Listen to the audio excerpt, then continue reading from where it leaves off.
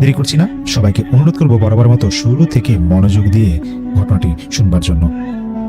জুবায়ের থাকে ঢাকা শহরের কোন একটি ফ্ল্যাট বাসায়। বাসাটা কোন এলাকায় সেই নাম বললে আপনারা অনেকেই হয়তো চিনে যাবেন, তবে ব্যক্তিগত সমস্যার কারণে সে নাম বলতে চাচ্ছিল না কোন এলাকা। পরিবারে ছিল ওর বাবা, মা, ছোট বোন আর জুবায়ের। আজকে এই ঘটনাটা ওর জীবনের এমন একটি ঘটনা যা মনে পড়লে আজও তার গা শিউরে ওঠে।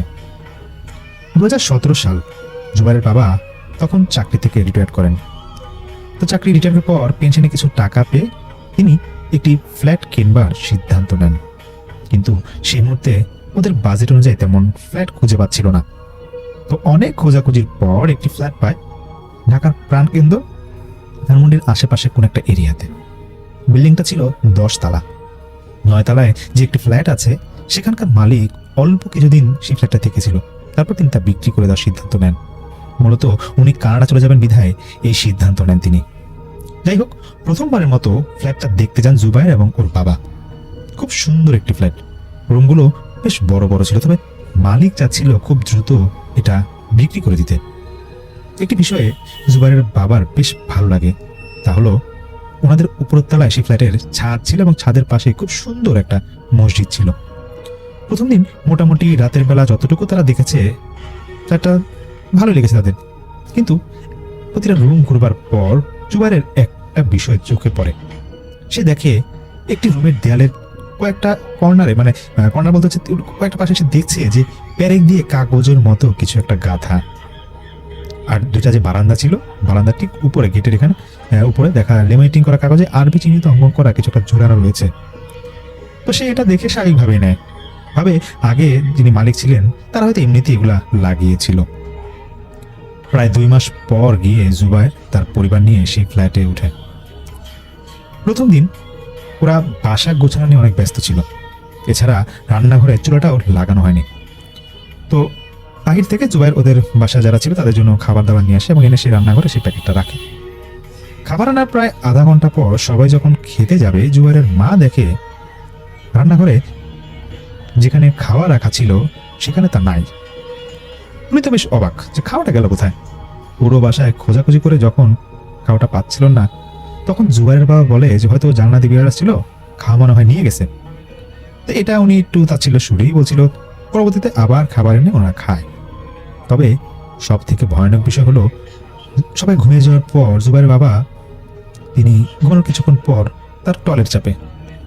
তো তিনি ওয়াশরুমে যখন যাবেন, রুমে যে ওয়াশরুমে যাবেন, তখন ওয়াশরুমে যাওয়ার সময় তিনি ডাইনিং যে রুমটা ছিল পাশে, সেখান থেকে এমন একটা আওয়াজ আসছিল, মনে হচ্ছিল সেখানে কেউ খাবার খাচ্ছে। তিনি ওয়াশরুম থেকে বের হয়ে আবার একই ধরনের আওয়াজ পায়। পরিতে তখন তিনি দেখেন যে রাত 2টা। ওনার স্ত্রীকে ঘুম থেকে ডাক দিলে তিনিও একই আওয়াজ পেলে রুমে লাইট জ্বেলে গিয়ে দেখে, মানুষের ডাইনিং লাইট জ্বেলে গিয়ে দেখে ওই যে প্রথমবার জুবায়ের যে খাওয়াগুলো এনেছিল তার মধ্যে 2টা প্যাকেটের মধ্যে একটা প্যাকেটে খাওয়া সম্পূর্ণ, এটা খাওয়া শেষ এবং বাকিটা হাফ পড়ে আছে টেবিলে। এটা দেখে জুবায়ের এবং তার ছোট বোনকে ডাকা হয়। তারা তো ঘুমিয়েছিল, তারা এগুলো কি ঘটেছে কিছুই বলতে পারে না। এমন পরিস্থিতিতে ওনারা বাসার সবাই বেশ ঘাবড়ে যান যে খাওয়াটা খেলো কে, কেউ থেকে মিথ্যা বলবার কথা না। তবে প্যারানর্মাল কিছু ঘটবে এটা নিয়ে ওদের কোনো কিছুই তখন মাথায় আসে না। পরের দিন বিল্ডিং একজন প্লাম্বার আসে ঘরের টুকটাক কাজ করতে।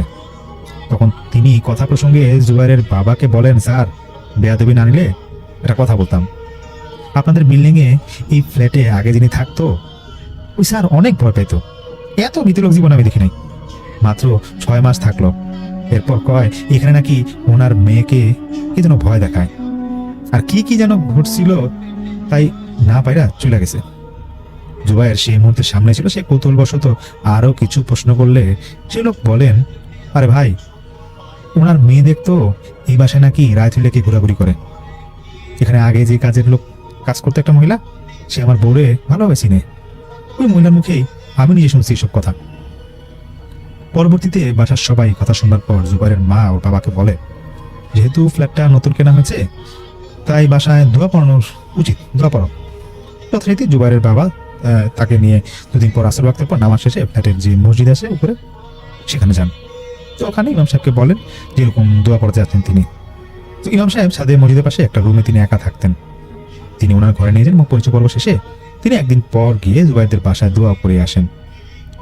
জুবাইরের বাবা ছোটবেলায় মাদ্রাসায় পড়েছিলেন, তো তিনি কেন জানি ফিল করতেন ওনাদের ফ্ল্যাটে কিছু একটা সমস্যা থাকলেও থাকতে পারে, তবুও কাউকে কিছু আঁচ করতে দেয় না তিনি। পরবর্তীতে ভয়ানক ঘটনা ঘটে জুবাইরের ছোট বোনের সাথে।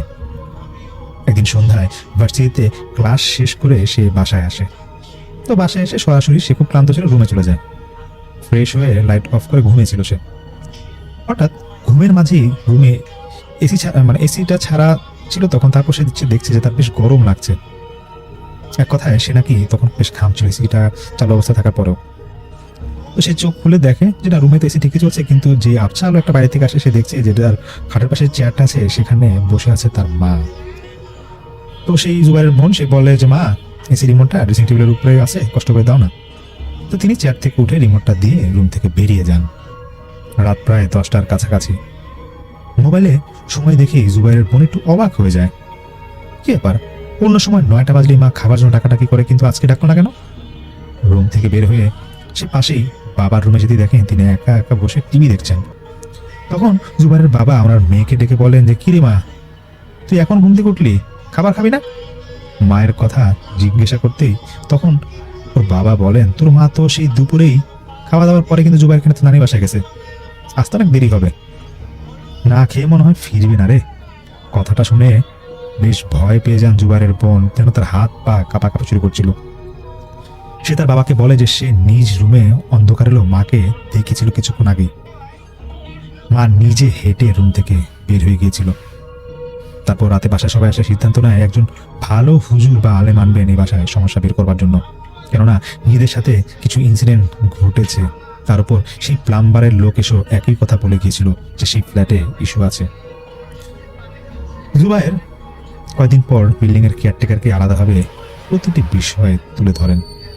তখন সেই কেয়ারটেকার বলে, ভাই দেখেন, আমরা টুকটাক এমন শুনছি কিন্তু বিশ্বাস করি নাই, নতুন বিল্ডিং এ আবার এমন কিছু হয় নাকি? কিন্তু আপনি যা বললেন তা তো ফেলাদার মতো না। এক কাজ করেন, আমাদের বিল্ডিং এর মসজিদে যে ইমাম আছেন ওনাকে ভালো জিজ্ঞাসা করে দেখতে পারেন, ওনার কাছে মাঝে মাঝে লোকজন এসে ঝাড়ফুঁক নিতে। তখন জুবাইর হুজুরের কাছে গেলে বাসার কথাগুলো তুলে ধরেন। হুজুর প্রথমে আমতা আমতা করে কিছু বলতে চাচ্ছিল না, পরে তিনি স্বীকার করেন এবং বলে যে দেখেন ভাই, আমি তো এরকম ছোটখাটো ফ্ল্যাটে এরকম আপনাদের বিল্ডিং এ জিমামতি করে কয় টাকা পাই, তাই পরিচিত লোকরা আসলে যে একজন রোগীর সেবা করি, ওই তাবিজটা না ছুটানো ঝাড়ফুঁক দেয় এই আর কি। তো জুবাইর এই কথাগুলো শুনে সেই হুজুর দিন পান্টিং করে একদিন সন্ধ্যার পর ওনাদের বাসায় যান, সমস্যা কি আদৌ আছে কিনা সেটা ভালোভাবে দেখবার জন্য। তিনি প্রতিটি রুম বারবার হাঁটবার পর প্রায় 4-5 বার জুবাইরের বোনের রুমটা যেটা ছিল এবং জুবাইরের মা এবং বাবা যে রুমে থাকতো সেখানে গিয়ে চারপাশে কি যেন তিনি দেখতে থাকেন। এই জন্য একটা মনে ছিল উনি খুঁজতেছিল, এটাও তার সেই জুবাইর ভাই দেখতেছিল, ওনার বাবা দেখছিল তা। একটা পরে জুবাইর ভাই দেখে যে বিরক্তির দিকে ভুল কুচকে তাকিয়ে সেই জুবাইরের বাবাকে তিনি বলেন, আচ্ছা ভাই এখন আসি, নামাজের সময় গেছে, একটু পরেই তো এসে নামাজ আছে, আরেকদিন আসবো। জুবাইরের তখন একটু খটকা লাগে। তিনি ইমাম সাহেবের কথা শুনে বুঝে যান কিছু একটা তিনি লোকাচ্ছিল। জুবাইরের বাবাও বিষয়টা খেয়াল করেন। এরপর আরো 2-1 বার সেই ইমামকে ডাকা হয়, তবে তিনি প্রায় সময় তা ইগনোর করতেন, আসতে চান না। জুবাইরের বাবা তখন বাসায় তার স্ত্রীকে বলেন, যা করবার এখন নিজেকেই করতে হবে। তিনি বলেন যে আমি নিজেও কম জানি না, মাদ্রাসায় কিন্তু আমি পড়ালেখা করছি। তো তিনি একদিন এরকম প্রতিটা রুমে দোয়া পরে ঝাড়ফুঁক দিয়ে পড়া পানি তিনি ছিটিয়ে দিচ্ছিলেন। তো সেই রাতেই জুবাইর সে শুয়েছিল তার রুমে। তখন রুমের দরজায় কি যেন নক করছিল, সে জিজ্ঞাসা করে কে। উত্তরে তার বাবা বলে যে বাজান তাড়াতাড়ি দরজাটা খুলতো। রাত কিন্তু তখন অনেক হয়েছে। জুবাইর তা বুঝে গিয়েছিল যে এত রাতে বাবা যেহেতু ডাকছে বা নক করছে দরজা, তার মানে তার রুমে কোনো সমস্যা হয়েছে, তিনি কিছু একটা রুমে দেখেছে, একটা ইনসিডেন্ট হয়তো বা ঘটেছে। দরজা খুলতে এসে দেখে সব রুমের লাইট অফ করা, শুধু ওর বাবা মা যে রুমে থাকে সেটা লাইট জ্বালানো এবং তার মা চিৎকার দিয়ে ওদের রুমে তাকে ডাকছিল। জুবাইর গিয়ে দেখে ওর বাবা নিজেই নিজের গলা চাপ দিয়ে ধরে আছে এবং গুনগানের মতো শব্দ করছে, আর ছোট বোন সে ছুটানোর চেষ্টা করছে। জুবাইর তাড়াতাড়ি গিয়ে ওর মা সহ দোয়া দুটি পড়তে থাকে এবং দুজন মিলে তারা তখন হাতটা ছুটানোর চেষ্টা করে। প্রায় মিনিট 10 পর তার বাবা কিছু স্বাভাবিক হয় এবং সে নিজে থেকে হাতটা ছেড়ে দেয় গলা থেকে এবং ক্লান্ত শরীরে বিছানায় পড়ে যায়। কিছুক্ষণ পর তিনি যখন স্বাভাবিক হন তখনও কিন্তু তার মনে ভয় এবং আতঙ্কের ছাপ ছিল। এরপর ঘন্টাখানিক পর সবকিছু স্বাভাবিক বলে তিনি বলেন যে ঘুমের মধ্যে উনি স্বপ্ন দেখেন ছাদ থেকে বেয়ে বেয়ে কে যেন ওনাদের বাসায় এসে গলা চাপ দিয়ে ধরেছে। এরপর আর হোশ নাই। তার কেন জানি মনে হচ্ছিল যেটা এসেছিল বেয়ে বেয়ে সেটা কোনো মানুষের একটা অবয়ব ছিল এবং তার নখগুলো বেশ বড় বড় ছিল এবং চাহনিটা খুব বাজে ধরনের ছিল, যা ভাষায় বলে বোঝানোর মতো না। তো জুবাইর তখন বুঝে যায় যে এর মানে ওর রুমে যে ধাক্কা দিয়েছিল সেটা তার বাবা ছিল না, কারণ তার বাবা যদি এখানে থাকি তাহলে রুমে ধাক্কা দিবে কে। পরের দিন জুবাইরের চাচাকে খবর দিলে তিনি সব শুনে একজন অভিজ্ঞ আলেমের সাথে যোগাযোগ করে তাকে ঠিক করে এখানে নিয়ে আসবেন। যদিও শুরুতে ভেবেছিল বিল্ডিং ইমামকে আবার ডাকবেন, তবে তিনি বাড়িতে চলে গিয়েছিলেন বিধায় তাকে আর খবর দিতে পারে না। তিনি তার গ্রামের বাড়ি তখন ছিলেন আর কি, তখন সেখানে প্রেজেন্টটা ছিল না। তো আলেম সাহেব এরকম একদিন ওদের বাসায় আসেন, জুবাইরদের বাসায় আসেন। তাতে কিন্তু তিনি বাসায় খুব একটা সময় না দিয়ে কিছুক্ষণ থেকেই সরাসরি জুবাইরকে বলেন, আচ্ছা আপনাদের ছাদে যাওয়া যাবে, আমার একটু কাজ ছিল। তো তিনি জুবাইরের চাচাকে নিয়ে ছাদে যান। তখন জুবাইর সঙ্গে সঙ্গে সাথে যায়। প্রায় 30 মিনিট পর আবার ওদের বাসায় আসেন তিনি। এরপর তিনি বাসার সবাইকে এক করে বলেন, দেখেন আপনাদের বাসার কিছু অংশে এবং ছাদে সমস্যা আছে, খুব যে জটিল তা না, সমাধান করা যাবে, তবে এটা আগে বের করতে হবে কেন বা কি কারণে এই সমস্যা হচ্ছে। হুট করে তো সবকিছু ঘটে না, তাই না? তো পরের দিন সে আলেম ওনার মাদ্রাসায় জুবাইর এবং তার বাবা এবং চাচাকে ডাক দেন, ডেকে বলেন যে আপনাদের ছাদে কেউ মনে হয় জিন চালান দেয়। ওখানে ভালো খারাপ দুই জাতের জিন আছে। খারাপ বলতে এগুলা দুষ্ট জিন, যাদের কাজ ভয় দেখানো। আর ভালো জিন যে আছে তারা চায় না আপনাদের বাসায় কোনো ক্ষতি হোক। এখন কথা হলো কে জিন চালান দেয় এটা বের করতে হবে, তাহলে বাড়িটা বন্ধ করে দিলে সব সমস্যার সমাধান হয়ে যাবে ইনশাল্লাহ। তখন জুবাইর বলে আলেম সাহেবকে এই বিল্ডিং এর মসজিদের সেই ইমামের কথা। আলেম বলে যে এটা তো আমি এমনি এমনি বের করতে পারবো না, আর যেহেতু উনি একজন ইমাম সাহেব, ওনাকে বললে হয়তো তিনি বুঝবেন বিষয়টা। আপনারা ওনাকে নর্মালি জিজ্ঞাসা করে দেখেন তিনি কি বলে। তবে এসব বসত বাড়িতে এই জাতীয় জিনের চালানটা কিন্তু ঠিক না। জুবাইরের বাবা বাসায় এসে তিনি বেশ বিরক্ত হয়ে যান এবং রেগে গিয়ে তখন ফ্ল্যাট অ্যাসোসিয়েশনে যারা ছিল তাদের সবাইকে জানান যে তিনি মিটিং করতে চান এবং হুজুরকেও আসতে বলেন।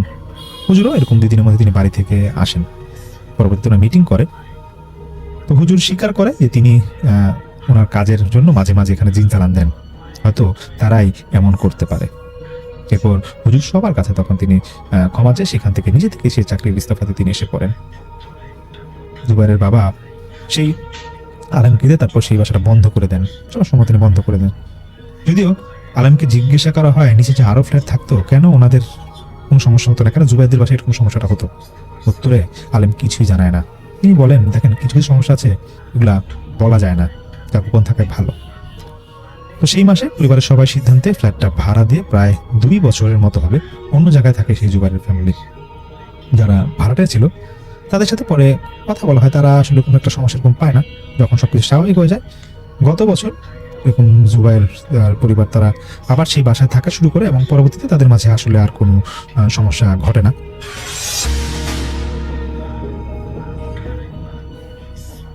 আসসালামু আলাইকুম ভাইয়া, কেমন আছেন? আশা করছি ভালো আছেন এবং ভালো দলে আছেন। চলুন ভাইয়া কথা না বাড়িয়ে এটিকে আমরা ঘটনা শুরু করি। তাবলিগ জামাতে যারা বের হন তারা জানেন রাতের সফরে অনেক অদ্ভুত ঘটনাই ঘটে। কখনো নির্জন মসজিদ, কখনো ফাঁকা রাস্তা, আবার কখনো এমন কিছু যার ব্যাখ্যা মানুষ দিতে পারে না। আজকের ঘটনা পাঠিয়েছেন একজন ভাই, যিনি 40 দিনের জামাতে গিয়ে এমন একটা রাত পার করেছিলেন যার কথা তিনি আজও পুরো বলতে পারেন না, কারণ তিনি বিশ্বাস করেন সেদিন রাতে তারা মসজিদে একা ছিলেন না। আজকের গল্পটা একটু মন দিয়ে শুনুন, কারণ এটা শুধু ভয়ঙ্কর না, এটা একটা সতর্ক বার্তাও বটে। আজকের ঘটনা আমার কাছে পাঠিয়েছেন মৌলানা ফয়সাল সাহেব, রাজশাহী থেকে। সাল তখন 2018। তিনি লিখেছেন, আমি তখন 40 দিনের তাবলিগ জামাতে বের হয়েছিলাম। আমরা মোট 7 জন ছিলাম। এক জেলা থেকে আরেক জেলায় ঘুরে ঘুরে দাওয়াতের কাজ করতাম। একদিন বিকেলে আমরা খুব একটা দূরের গ্রামের মসজিদে পৌঁছাই। গ্রামটা অনেক নির্জন ছিল, চারপাশে ধান ক্ষেত, দূরে কয়েকটা বাড়ি ছিল এবং মসজিদটাও ছিল অনেকটাই পুরনো। আমরা মাগরিবের পরে তালিম করলাম। কিছু স্থানীয় মানুষও সে তালিমে বসেছিল, সময় দিয়েছিল। কিন্তু একটা বিষয় খেয়াল করলাম, এশার নামাজের পর গ্রামের সবাই দ্রুত চলে গেল, যেন কেউ মসজিদে থাকতে চাইল না। আমাদের আমির সাহেব একজন বৃদ্ধ লোককে জিজ্ঞাসা করলেন, ভাই, এই লোকগুলো এত তাড়াতাড়ি এখান থেকে যাচ্ছে কেন? সেই বৃদ্ধ লোকটা কিছুক্ষণ চুপ থেকে বলল যে ফজরের আগের সময়টা এই মসজিদের জন্য ভালো নয়। আমরা ভেবেছিলাম হয়তো গ্রামের কুসংস্কার হতে পারে। রাতে সবাই ঘুমানোর প্রস্তুতি নিচ্ছিল। ঠিক তখন মসজিদের ইমাম সাহেব খুব আস্তে বললেন, রাতে যদি কেউ দরজায় নক করে, কেউ একা গিয়ে দরজাটা খুলবেন না। তো এই কথা শোনার পরে আমার শরীরটা অন্তত কেমন জানি ঠান্ডা হয়ে গেল, কারণ উনি কথা বলার সময় খুব ভয় পেয়েছিলেন। যাই হোক, রাত তখন প্রায় ঠিক 2টা, সবাই ঘুমিয়ে আছে। হঠাৎ মসজিদের প্রধান দরজায় শব্দ হলো ঠক ঠক করে। আমি উঠে বসে গেলাম, দেখি আমার পাশে আরো 2জন জেগে আছে। আবার শব্দ, কিন্তু এবার আগের তুলনায় একটু জোরে হচ্ছে, ঠক ঠক। তারপর বাইরে থেকে একটা গলা আসলো, আমি মুসাফির, দরজা খোলেন। গলাটা খুব ক্লান্ত শোনাচ্ছিল, যেন অনেক দূর থেকে আসছে। আমাদের একজন ভাই দরজা খুলতে উঠলেন, কিন্তু আমির সাহেব তাকে থামালেন। তিনি জিজ্ঞাসা করলেন, কে আপনি? বাহির থেকে কয়েক সেকেন্ড চুপ থাকার পর উত্তর এলো, আমি নামাজ পড়ব। আমির সাহেব বললেন, ফজরের সময় তো এখনো হয়নি। বাহিরের কথাটা এবার একটু বদলে গেল, গভীর ভারী। বললেন, আমি অনেক দূর থেকে এসেছি। আমার বুক ধড়ফড় করতে লাগলো, কারণ দরজার নিচ দিয়ে দেখা যাচ্ছিল বাইরে কেউ দাঁড়িয়ে আছে, কিন্তু তার ছায়া ছিল অস্বাভাবিক লম্বা। আমির সাহেব ধীরে ধীরে কালেমা পড়তে শুরু করলেন, আমরাও পড়তে লাগলাম। হঠাৎ দরজায় প্রচন্ড আঘাত করলো, ধাম ধাম করে শব্দ হলো, যেন পুরো মসজিদটাই কেঁপে উঠলো। তারপর তারপর বাহির থেকে খুব ধীরে একটা কথা এলো, দরজা না খুললে আমি কিন্তু নিজেই ভেতর ঢুকবো। তারপর আমাদের একজন সাহস করে জানালার ফাঁক দিয়ে দেখলেন বাইরে আসলে কি আছে, কে আছে।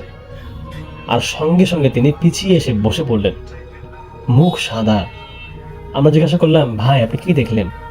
তিনি কাপা গলায় বললেন, ওটা মানুষ না। এমনটা শোনার পরে আমার শরীর ঠান্ডা হয়ে গেল। ঠিক তখন মসজিদের পেছন দিক থেকে আজানের মতো শব্দ আসতে লাগলো, কিন্তু সেটা আজান ছিল না। শব্দ ছিল অনেক উল্টো এবং বিকৃত, মনে হচ্ছিল কেউ আজানের নকল করেছে। হঠাৎ করেই মসজিদের সমস্ত লাইট নিভে গেল, পুরো মসজিদ প্রায় অন্ধকার হয়ে গেল। তারপর আমরা স্পষ্ট শুনতে পেলাম কেউ মসজিদের ভেতরে হাঁটছে ধাপ ধাপ করে, কিন্তু দরজা বন্ধ ছিল। তাহলে ভেতরে কি হবে আসলো? আমার নিঃশ্বাস ভয়ে বন্ধ হয়ে আসছিল। আমির সাহেব জোরে জোরে সূরা বাকারার কিছু আয়াত পড়তে শুরু করলেন। ঠিক তখন একটা ঠান্ডা বাতাস পুরো মসজিদের ভেতর দিয়ে বয়ে গেল, আর আমরাও অনুভব করলাম আমি অনুভব করলাম যে কেউ আমার পিছনে দাঁড়িয়ে আছে। আমি ধীরে ধীরে পিছন তাকালাম, আর যা দেখলাম তা আমি এখনো ভুলতে পারিনি। একজন লম্বা মানুষ, সাদা পাঞ্জাবি পরা, কিন্তু তার মুখ ছিল পুরোটাই কালো, চোখ দুটো জ্বলছিল। সে খুব ধীরে বলল, তোমরা এখানে কেন এসেছো? আমি ভয়তে কথা বলতে পারছিলাম না। আমির সাহেব জোরে বললেন, আল্লাহর ঘরে আল্লাহর কথা বলতে আসছি। হঠাৎ লোকটা অদ্ভুতভাবেই হাসতে শুরু করলো। তার হাসির শব্দ পুরো মসজিদে প্রতিধ্বনি হচ্ছিল। তারপর সে ধীরে ধীরে পিছনে হাঁটতে হাঁটতে অন্ধকারে মিলিয়ে গেল। আর ঠিক সেই মুহূর্তেই ফজরের আজান শুরু হয়ে যায়, আসল আজান।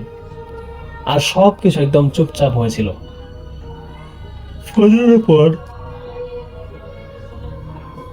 ফজরের পর আমরা গ্রামের মানুষদের পুরো ঘটনা খুলে বললাম। তখন গ্রামের এক বৃদ্ধ লোক কেঁদে ফেললেন। তিনি বললেন, অনেক বছর আগে এই মসজিদের একজন মুয়াজ্জিন, যিনি রাতে এখানে একা থাকতেন, একদিন ফজরের আগে দরজা খুলে তিনি নিখোঁজ হয়ে যান। তারপর থেকে মাঝে মাঝে ফজরের আগে কেউ দরজা নক করে। আমাদের শরীর কাঁপছিল।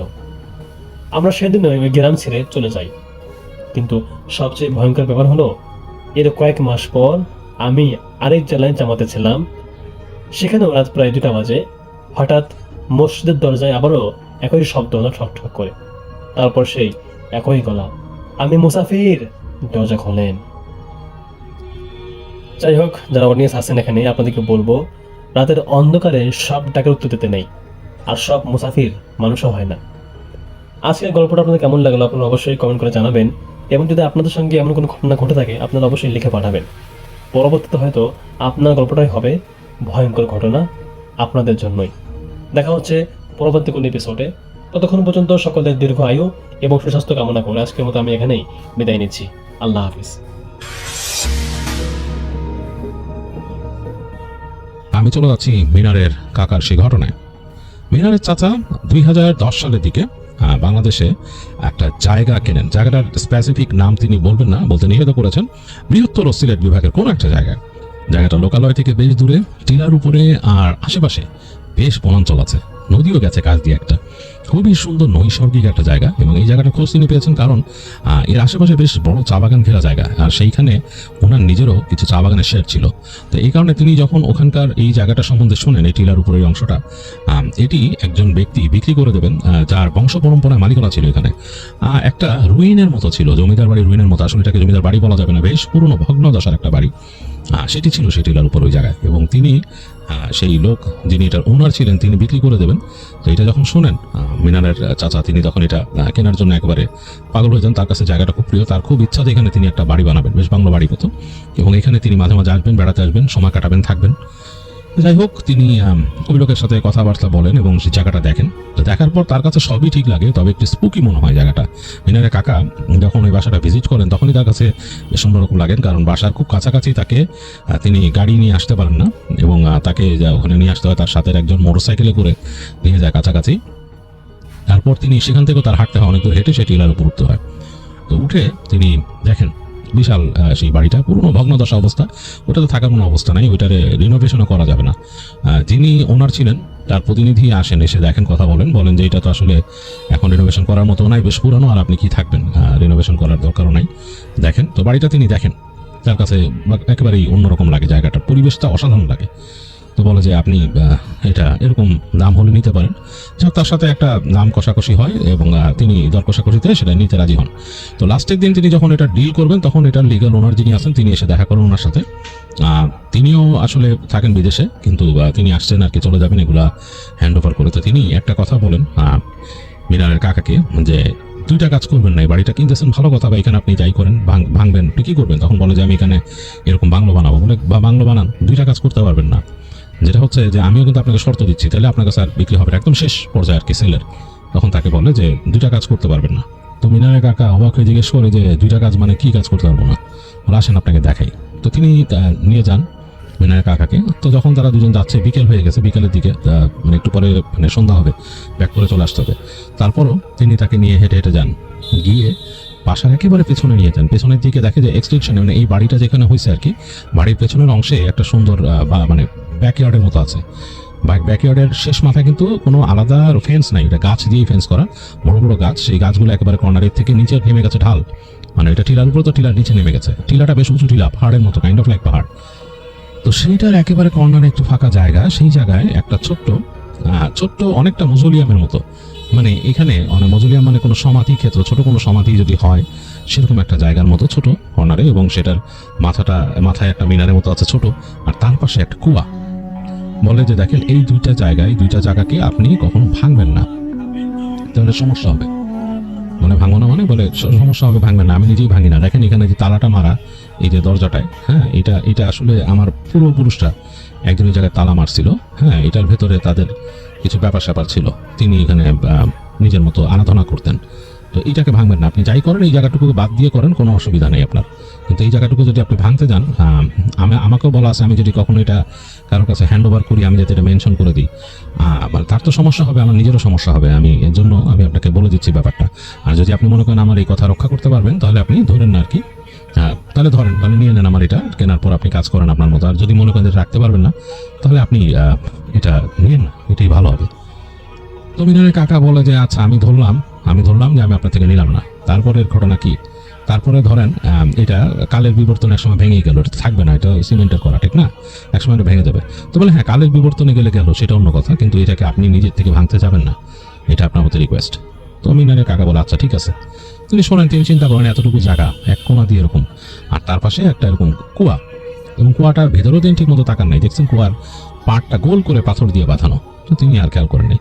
তিনি জিজ্ঞেস করেন ওই লোককে, কুয়ার মধ্যে কি আছে? বলে এগুলো আসলে আমার পূর্বপুরুষের আরাধনার জায়গা, ওনারা আরাধনা করতেন, কি এখানে আছে উনি জানেন। তো তখন মিনারের কাকা একটু হেসে বলেন যে এখানে কি গুপ্তধন আছে নাকি? তো উনি ফিরে তাকান, তাকে হাসেন, বলে না না, গুপ্তধন হলে কি আপনাকে আমি এভাবে ছেড়ে দিতাম বা আমি জায়গাটা ছাড়তাম? তাহলে তো আমি নিজেই এটা খোঁজ করতাম।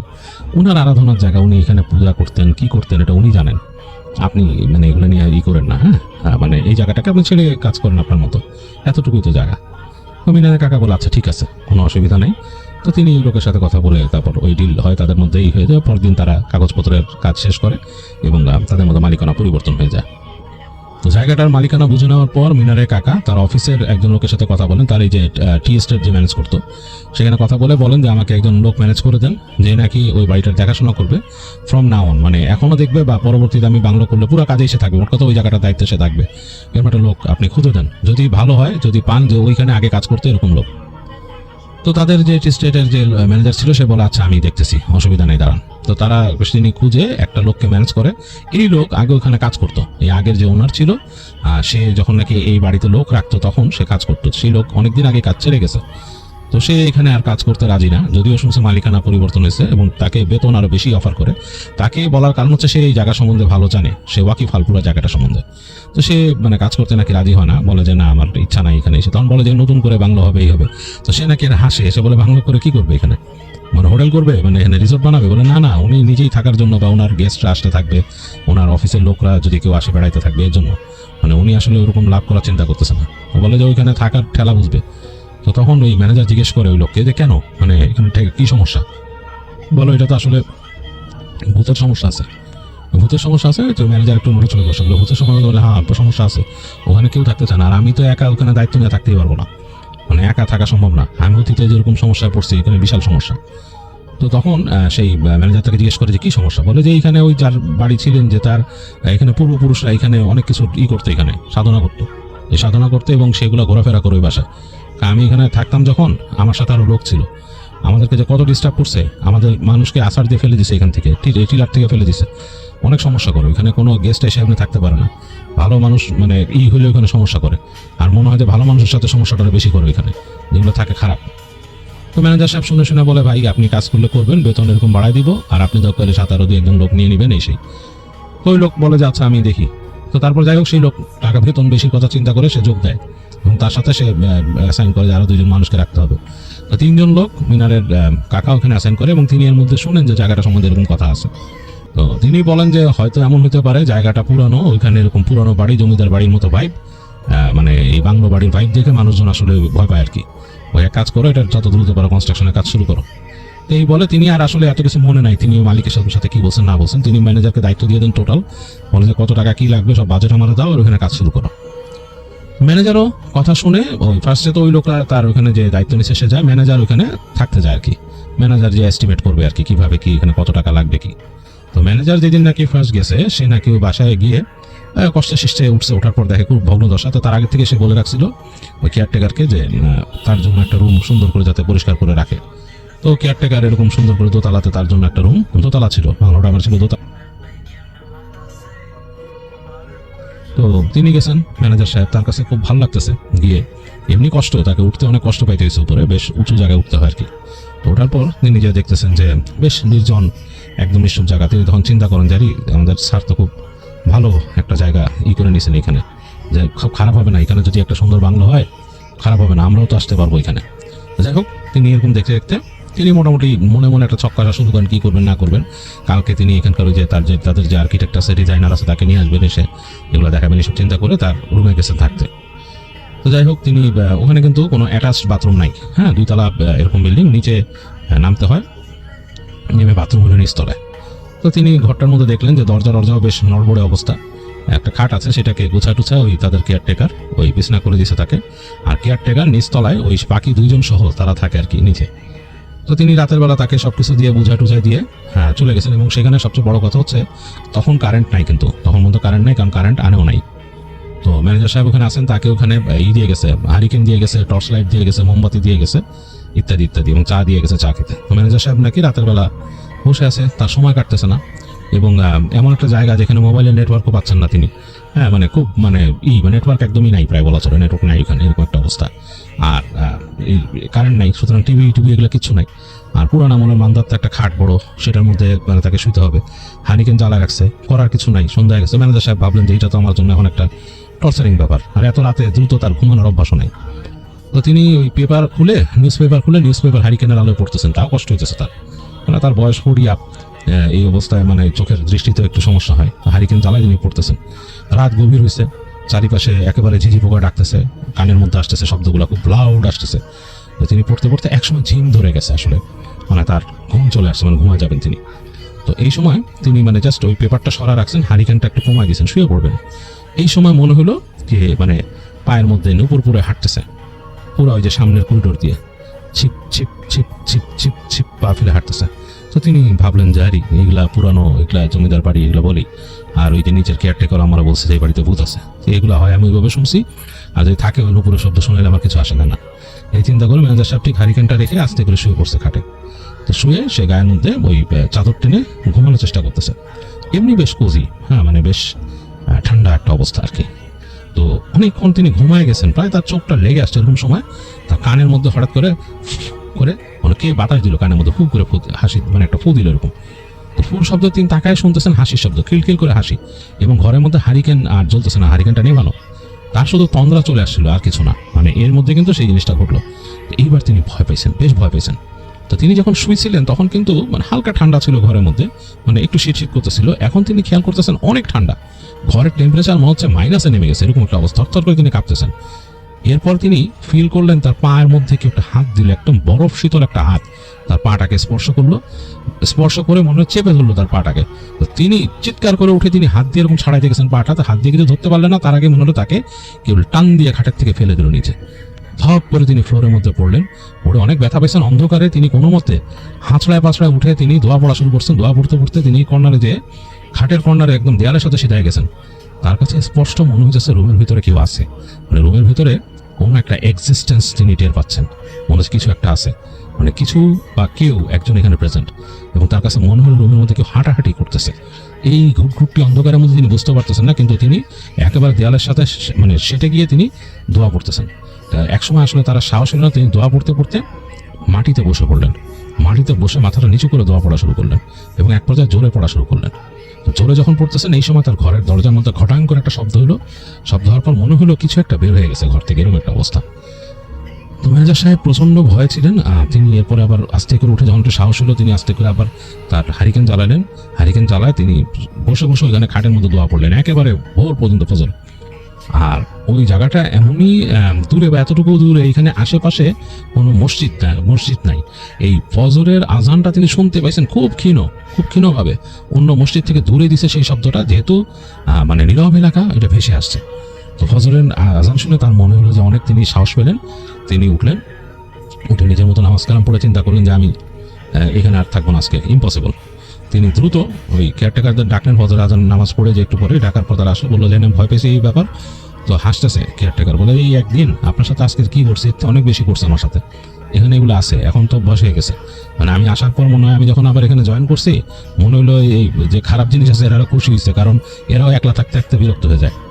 তো শুনে ওনার কাছে রসিকতা কিছু মনে হলো না ম্যানেজার সাহেবের। সে বললো যে আজকের মধ্যে তিনি খবর দিতেছেন লোক আসার পর কথা বলবেন। তো যাই হোক, তিনি ওই দিনই খবর দিলেন। দুপুরের পরে তার লোক আসলো, ইঞ্জিনিয়ারে নিয়ে তিনি প্ল্যান করতেছেন। তিনি কিন্তু অন্য কিছু মানে চিন্তা করলেন না, তিনি সরাসরি প্ল্যান পুরোটা নিয়ে করলেন। ম্যানেজারকে ওই যে ইঞ্জিনিয়ারকে বললেন কিভাবে কি করতে হবে, কোথায় বাংলা হবে, কিভাবে ডিজাইন রেডি করতে হবে। তাদের ডিজাইনের মধ্যে পুরোপুরি চলে আসলো, একেবারে কুয়াটুয়াগুলো কিন্তু কিচ্ছু নাই, সিস্টেমে সবই চলে যাবে এখানে, এরকম একটা ব্যাপার। তো এই প্ল্যানিং করে তিনি মোটামুটি ইকে বুঝাই দিয়ে, ইঞ্জিনিয়ারকে বুঝাই দিয়ে তিনি ভাগছেন। বিকালের পরেই তিনি পলাই গেছেন, ওদের সাথে চলে গেছেন ওখানে। যাই হোক, তারপরে আস্তে ধীরে ওখানে কাজ শুরু হয়, মূল ভবন ভাঙা শুরু হয় ইত্যাদি। তো যখন নাকি যারা ওখানে থেকে কাজ করতেছিল মিস্ত্রিরা, তারা নাকি সবাই ওখানে মোটামুটি ওই বাসা সম্বন্ধে জেনে আসছে, দোয়া দরুদ পড়ে আসছে, এবং তারা জায়গাটাকে নিয়ে মানে বেশ ভীত ছিল। দোয়াদুরুদ পড়ে কাজ করছে, বাড়িঘর ভাঙাভাঙির কাজ এগুলা করতেছে। তো করতে করতে তারা একসময় ওগুলা ভেঙে ফেললো, পুরো বাড়িটাই ভেঙে ফেলছে। পুরো বাড়িটাকে ভেঙে তারা ওই জায়গায় ফ্ল্যাট করছে। তার মধ্যে মিস্ত্রিদের একটা গ্রুপ নাকি গেছিল পিছনের ওই অংশটা ভাঙতে, কুয়ার পাশের যে উঁচা জায়গাটা, ওই জায়গাটা ভাঙতে গেছিল। ওই জায়গাটা যখন ভাঙতে গেছে, ওই জায়গার কাছে যাওয়ার পরপরই নাকি ফোঁস ফোঁস করে শব্দ শুনতে পাইছে মিস্ত্রি, যে মনে হচ্ছে যে কিছু একটা ফোঁস ফোঁস করতেছে, বেশ বড় ভারী কিছু। তো একটু ভয় পেয়েছে তারা। কাছে যাওয়ার পরে দেখছে একেবারে কুয়ার ভেতর থেকে একটা বিশাল বড় আকৃতির একটা কিং কোবরা সাপ বের হয়েছে। বেরোয় নাকি ফোঁস করে উঠছে তাদের দিকে, এবং এত জোরে ফোঁস করছে যে মিস্ত্রি ভয়ের চোটে ওখান থেকে ছিটকায় সরে আসছে। মানে খুবই কঠিন অবস্থা, ভয় পেয়েছে। তো মিস্ত্রি এসে অন্যদেরকে বলছে, তো অন্যরাও একটু বলছে কথাটা। তো ওইখানকার যে থাকতো ওই বাড়িতে যে কেয়ারটেকার, সে বলছে যে ওই জায়গায় আসলে যাওয়া ঠিক হয় না, তোমরা ওগুলো এখন ভাঙতে যাও না, ওইটা নিয়ে সমস্যা আছে, ঘর নিয়ে সমস্যা আছে, ওইটা নিয়ে কথা পরে বলবো, অসুবিধা নেই, ওইটা তোমরা ভেঙো না, তোমরা এটা নিয়ে কাজ করো, আমি এখানে ইসের সাথে কথা বলতেছি। তো তখন কেয়ারটেকার যোগাযোগ করেন, বলে যে ওই ইসের সাথে, ওই মূল ম্যানেজারের সাথে, ম্যানেজারকে বলেন যে আপনি তো এরকম বলছেন সব ভেঙে সমান করতে, এখানে তো এরকম এরকম সমস্যা, আর এখানে কিন্তু আসলেও সমস্যা আছে, ওই জায়গাটা বিশেষ সমস্যা আছে। তো তখন ম্যানেজার যোগাযোগ করেন মিনারের কাকার সাথে। মিনারের কাকা তখন হঠাৎ তার মনে পড়ে সব, তিনি বলেন যে আচ্ছা আসলে তোমরা ওই জায়গাটা টাচ করো না, ওই জায়গাটা বাদ দাও, ওই জায়গাটা বাদ দিয়ে তোমরা কাজ করো, আমাকে এমনিও বলছিল মালিক যে ওই জায়গাটা ধরতে না, যা কতটুকু জায়গা নিয়ে তোমরা করো না, একটু বাদ দিয়ে দাও। তো বলে তিনি কাটাই দেন। তো এর মধ্যে ওই বাড়িতে কাজ হয়, যখন কাজ হয় তখন নাকি মিস্ত্রিরা অনেকে ভয় পাইছে, দুজন পড়েও গেছে উপর থেকে ওই বাংলো বানানোর সময় এরকম।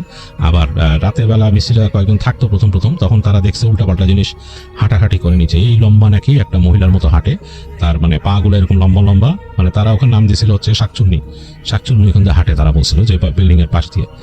তো যাই হোক, মিস্ত্রিরা ওখানে থাকতে চাইলো না, তারা কাজ করে করে চলে যায়, কিন্তু তাদের পেমেন্টও হাই করে দিল। আর যে কেয়ারটেকার আছে সে তার রুমের মধ্যে থাকে, কেয়ারটেকার সবাইকে শুধু বলে যে যারা কাজ করে তাদেরকে বলে তোমরা দোয়াদুরুদ পড়ে কাজ করো, করো না। যাই হোক, এক সময় তাদের এই বিল্ডিংটা বানানো হয়ে গেল, সামনের পিছনের ওইটা কিন্তু ওইরকমই রয়েছে।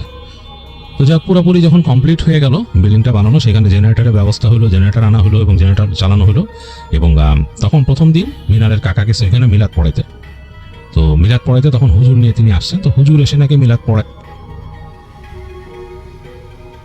অন্যরকম একটা ব্যাপার স্যাপার আছে, আপনি এক কাজ করেন, আপনার এখানে বাউন্ডারি দিয়ে নাকি উল্টা পাল্টা মনে হচ্ছে একটা মানে পাইতেছে।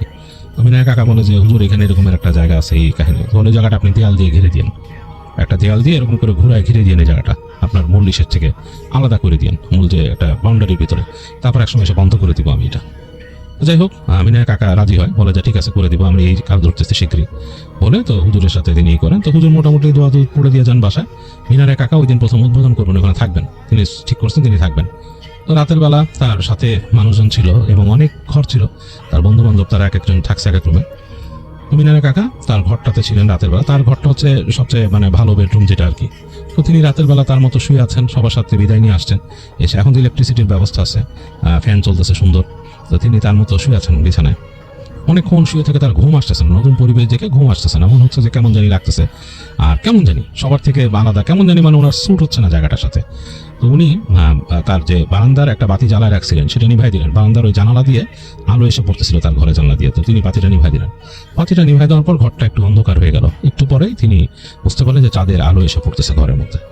তো যাই হোক, তিনি কিছুক্ষণ শুয়ে থাকলেন, ছটফট করতেছেন, তারপর তিনি চিন্তা করলেন যে আমি একটু ছাদে যাই, তার কাছে জানি কেমন লাগতেছিল। মিনারের কাকা উঠে বেরোয় গেলেন ছাদে, মানে একটা দরজা খুলে, আর কেউ লাগালেন না। তার সাথে যে গেস্ট আছে তারা কিন্তু ওই সিঁড়ি ঘরের ওই পাশে কয়েকটা রুম আছে কামরা, ওইখানে থাকেন, মানে সবাইকে থাকতে দিচ্ছে। তিনি কাউকে উঠানো নাই, তার মধ্যে গেস্টদের মধ্যে তার বন্ধুও আছে, তিনি আর বন্ধুকেও ডাকেন নাই। তিনি একা একা নিজে একটু ছাদে যে হাঁটবেন, হেঁটে এসে তিনি আবার ঘুমা যাবেন। তো সিঁড়ি দিয়ে উঠতেছেন, উঠতে উঠতে তিনি যখন ছাদে পৌঁছায় গেছেন, লাস্ট যেই স্টেপটা দিয়ে তিনি যখন সিঁড়ির মানে লাস্টে সেই সিঁড়ির মূল যে একটা পাটাতন আছে যেটা ল্যান্ডিং থেকে যখন তিনি উঠছেন সিঁড়িতে, শেষ মাথায় পৌঁছানোর পর তার কাছে ক্যানজানি মনে হয়েছে পিছনে কেউ একজন দাঁড়ায় আছে। তো তিনি একটুখানি অস্বস্তি ফিল করছেন, হচ্ছে কে দাঁড়ায় আছে, তার কাছে আর চোখে মনে হয়েছে এখানে কিন্তু বাতি নেই সিঁড়িতে, সিঁড়ির বাতি জ্বলতেছে হচ্ছে তার যে এই তিনি বিল্ডিংটা করছে টোটাল 3 তলা আর কি, ছাদটা হচ্ছে 3 তলায় গিয়ে 2 তলার ছাদ আর কি। তো তিনি যেখান থেকে উঠছেন আর কি দোতলার অংশ, ওইখানে তিনি বাতি জ্বালায় গেছেন, আর এইখানে কিন্তু কোনো বাতি নেই, উপরেও নাই, ওই নিচের আলো হালকা এসে পড়ছে ল্যান্ডিং এর মধ্যে। তো তার কাছে ক্যানজানি মনে হচ্ছে কে দাঁড়ায় আছে। তো সিঁড়িঘরের যে দরজাটা যেটা ছাদে উঠে, সেটা একটা লোহার দরজা, সেটা তালা টোলা কিছু নাই, মানে এইভাবে লাগানো আর কি, জাস্ট হুক লাগানো, হিঞ্জ লাগানো। তো তিনি সেটা আস্তে করে খুলতেছেন আর নিচে তাকাইলেন, নিচে তাকায় সিঁড়ির ল্যান্ডিং এর দিকে তাকায়, তার বুকের মধ্যে ধক করে উঠছে। তিনি তাকায় দেখেন সিঁড়ির ওই কোনাটার মধ্যে একটা নারী দাঁড়ায় আছে এবং নারীটার সারা শরীরের রং হবে কুচকুচে ডার্ক, চোখগুলা লাল টকটকা এবং চুলগুলা কালোর মধ্যে এতটা কালো যে চমকাচ্ছে, এবং মানে চোখগুলা মানে এত লাল যে মানে বলার মতন, রক্ত লাল চোখ তার দিকে তাকায় আছে, কালচের মধ্যে রক্ত লাল চোখ। আর মনে হলো তাকে দেখে মৃত্যু হাসছে এবং সে দাঁতগুলা দেখতে পারছে পুরো সাদা সাদা। মিনারের কাকার আসলে সারা শরীর মানে একসাথে মনে হচ্ছে যে একটা ইলেকট্রিক শক লাগছে পুরা। সে নিচে নামবে কি, সে তো দেখছে সিঁড়িতে ইসে দাঁড়ানো, মানে সিঁড়ির যে ল্যান্ডিংয়ে দাঁড়ানো, সে দৌড় দিয়ে ছাদের মধ্যে উঠে গেছে। ছাদের মধ্যে উঠে যে সে দরজাটা লাগাই দিছে, ছাদের ভেতর থেকে দরজাটা লাগায় সে দেখতেছে ছাদের উপরে কিন্তু চাঁদের আলোতে ভেসে যাচ্ছে চারদিকে, এবং নতুন রং করা সবকিছু ঝকঝক করতেছে। ছাদের কোনো কোনো জায়গায় কোনো কিছু রাখা নাই। ছাদের বাউন্ডারি ওয়ালের ওই পাশে দেখা যাচ্ছে গাছগাছালি, কিছু গাছগাছালিগুলোর মাথাগুলো দেখা যাচ্ছে। আর দূরে চোখ পড়তেছে, কেন এটা তো আসলে এমনি টিলার উপরে, মানে টিলাটাও বেশ উঁচু টিলা পাহাড়ের মতো, তার উপরে যেহেতু ছাদ, সেখান থেকে দেখা যাচ্ছে যে দূরে সেই পাহাড়ের সারি দেখা যাচ্ছে। এক সেকেন্ডের জন্য মিনারের কাকা আসলে ভয় জিনিসটা একটু ভুলে গেছেন, মানে এত সুন্দর লাগছে তার কাছে। তো তিনি আস্তে আস্তে করে হেঁটে চলে গেছেন পাশে, তবুও তার ভাবতেছেন তিনি কি দেখছে এই মাত্র। প্রচন্ড ভয়টা এখনো ভিতরে আছে, কিন্তু আবার এত সুন্দর পরিবেশ দেখে তিনি ভাবতেছেন কি দেখলাম এই মাত্র। এই চিন্তা করতে করতে তিনি চলে আসেন বাউন্ডারির কাছে, পেছন দিকে কিন্তু। তো পেছন দিকে দাঁড়ায় তিনি তাকাইছেন নিচে, তাকাই দেখতেছেন ওই যে মজুলিয়ামের মতো পুরনো একটা ছোট্ট ঘরের মতো আছে, এবং সেখানে দরজা তালা মারা, তার পাশে কুয়া, সেটার উপরে চাঁদের আলো এসে পড়ছে। জায়গাটা কুয়ার যে পাথরের চত্বরটা ঝকঝক করতেছে, এবং তার একটু পাশে তিনি এমনটা জিনিস দেখলেন যে তার মানে একদম মানে হার্ট স্টপ হওয়ার মতো দশা। তিনি দেখতেছেন বড় একটা সাপ, বেশ বড় একটা সাপ, কুণ্ডুলি পাকায় ফনা তুলে এরকম আছে, সেটাই কুয়ার পাশে।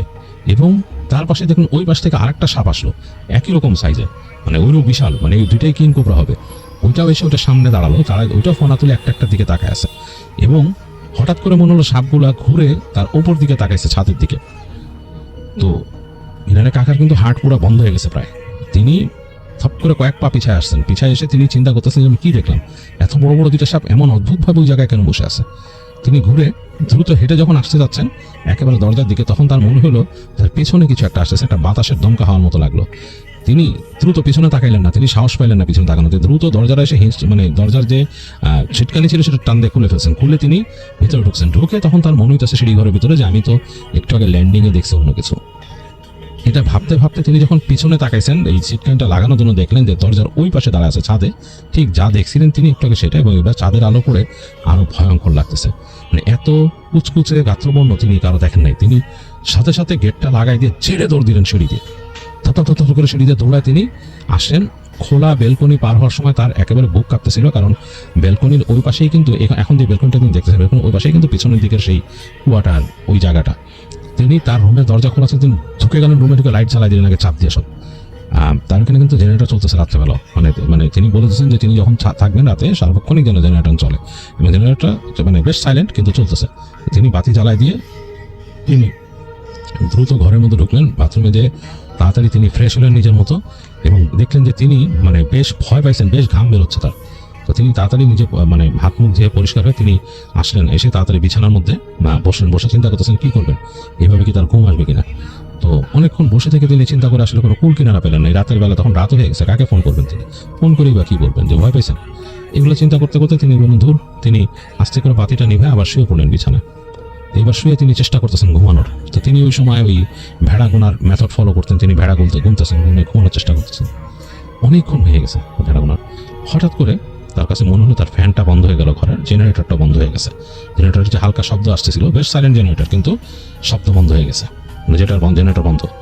তো তিনি ভাবলেন যে কিভাবে ফ্যান বন্ধ হয়েছে, মানে এখন বাতিও জ্বলবে না, তো এখানে কি আসলে কি আমার কি এখানে ডিজেল বা যা দিয়ে চালাইতেছিল জেনারেটর শেষ হয়ে গেছেন, কি ফিউল শেষ নাকি, চিন্তা করতেছেন। মানে তার ঘুমটা অনেকটা টুটে গেছে। এই সময় তার মনে হলো ওই ঘরের মধ্যে কোনো কিছুর একটা প্রেজেন্স একদম, মানে কিন্তু ঘর কিন্তু অন্ধকার, চাঁদের আলো কিন্তু তার পর্দাগুলো বেশ ডার্ক ছিল, ওই ডার্ক পর্দা পার হয়ে এই পাশে কম আসতেছে জানলা ভেদ করে, মানে আলো আধারি ঠিক বলা যাবে না, অন্ধকারই বেশি বলা যাবে, অস্ফুট একটা আলো আধারি খেলা। মানে মনে হলো যেমন একটা মানুষ যদি কোথাও দাঁড়িয়ে থাকে, আমরা কিন্তু বুঝতে পারবো অন্ধকারেও সেই মানুষটার একটা ভাইব ছড়াবে, এরকম একটা ভাইব তার কাছে মনে হলো। তিনি ভয় আসলে মিনারের কাকা জমে গেছেন, তিনি বলতে পারতেছেন না কিছু, তিনি একটা শব্দ করতে ভয় পাচ্ছেন, তিনি এরকম একটা অবস্থা, প্রচন্ড ভয় পাওয়া শুরু করলেন। তিনি আস্তে করে নিজের চাদরটাকে আরো কাছে টেনে নিলেন, নিজের মানে একেবারে গায়ের উপর টেনে নিয়ে তিনি চুপসে গেলেন, কি করবেন বুঝতে পারছেন না। এই সময় মনে হলো প্রেজেন্সটা আস্তে আস্তে আরো কাছে আসতেছে, তার একদম কাছে চলে আসছে। তিনি ভয় একদম কুকড়ায় গেছেন, মানে তার আসলে মানে একেবারে সম্বিত হারা ফেলছেন তিনি। এই সময় মনে হলো তার কানের কাছে একটা অস্ফুট মহিলার কণ্ঠ, অস্ফুট মহিলার কণ্ঠ। তাকে বলল, কি রে, তুই কি বলছিলি? তোকে না বলা হয়েছিল ওই জায়গায় কোনো কিছু করবি না, ওই জায়গায় কোনো কিছু করবি না, কুয়ার আশেপাশে ধারে দিয়েও যাবি না, তুই এখানে দেওয়াল দিতে বলছিস কেন? তো ভালো বদমাইশ। তো তিনি একেবারে অবাক হয়ে গেলেন যে কি এই নারীর কণ্ঠ কার, এরকম একটা অবস্থা, কি ব্যাপার। পরক্ষণে তিনি বুঝতে পারলেন তিনি তার বিছানা থেকে উপরে উঠে গেছেন। মিনানের কাকা বিছানা থেকে কয়েক ফুট উপরে উঠে গেছেন এবং তার চাদর সহ তিনি উপরে উঠে গেছেন। তিনি বুঝতে পারছেন না তাকে কেউ ধরে উঠেছে নাকি তিনি মানে বাতাসে ভাসতেছেন, এবং তাকে মনে হলো বিছানার থেকে সরায় নিয়ে আসলে একেবারে রুমের মাঝামাঝি জায়গায়। তিনি অবাক হয়ে গেছেন, নিজের মধ্যে নিজে চিন্তা করতে পারতেছেন না তিনি কিভাবে এটা তার সাথে ঘটতেছে। তিনি ভয়ে যখন একেবারে জ্ঞান হারায় ফেলতেছেন তখন তিনি দোয়া পড়লেন, মানে একেবারে নিজের অজান্তেই দোয়া পড়লেন, মুখ থেকে অটোমেটিক বেরোলো। তিনি সাধারণত দোয়া পড়ার মতো মানুষ এরকম ছিলেন না, তিনি একেবারে রিলিজিয়াস ব্যাপার স্যাপার থেকে দূরে ছিলেন, কিন্তু এতটা ভয় পেয়েছেন আর এতটা অবাস্তব জিনিসের সম্মুখীন হলেন তিনি, বা এতটা তার কাছে মনে হচ্ছে যে তিনি স্বপ্নে দেখতেছেন, কিন্তু ভয় তিনি দোয়া পড়ছেন। দোয়া পড়ার সাথে সাথে মনে হলো তাকে কেউ ছুঁড়ে মারলো, কাইন্ড অফ লাইক দ্যাট, মনে ছুঁড়ে ফেলছে তাকে। এবং তিনি ধাপ করে যে পড়লেন রুমের থেকে বেশ খানিকটা দূরে দেয়ালের কাছে। পড়ার পর তিনি মানে ব্যথায় তিনি কোকায় উঠছেন। এই সময় তিনি হাসির শব্দ শুনলেন, অস্ফুট হাসির শব্দ। তিনি ভয়ে একদম মানে মানে কোকড়ায় যে তিনি দোয়া পড়তেছেন ওটাই পড়তে থাকলেন। অনেকক্ষণ তিনি এইভাবে ছিলেন এবং তিনি তার কাছে মনে হলো যে তার আশপাশ দিয়ে এরকম হাসির শব্দ অনেকবার শুনছেন। সেই পায়ের শব্দ, মানে কেউ যদি পা দিয়ে হেঁটে হেঁটে যায় সেরকম শব্দ অনেকক্ষণ ধরে পাইছেন। তিনি ফ্লোরেই শুয়েছিলেন, তিনি উঠেন নাই, মানে তিনি আসলে ভয়ে আর উঠতে পারেন নাই। একসময় তিনি ফ্লোরেই ঘুমায় যান। তো যাই হোক, যখন সকাল হয়, যখন ফজর হয়, তার তিনি ঘুমাইছিলেন, তার খেয়াল নাই।